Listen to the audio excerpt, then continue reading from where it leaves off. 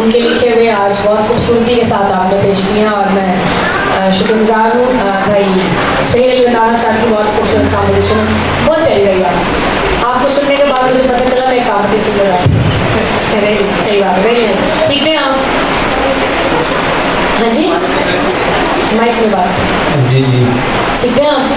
कैसे सीखते हैं आप? ये अफान साहब हैं भारत में, उनसे कोशिश कर रहा हूँ अभी बस 2 साल शुरू किया। खुद बजा के भी गाते हैं? जी खुद बजा के भी गाते हैं? जी जी कोई मसला नहीं है। नहीं वैसे मैं आपसे पूछ रही हूँ रात में बजा के गाते हैं आप? नहीं वो इतना आता नहीं है वैसे। कोशिश करें आप इसके साथ बजा के गाएं।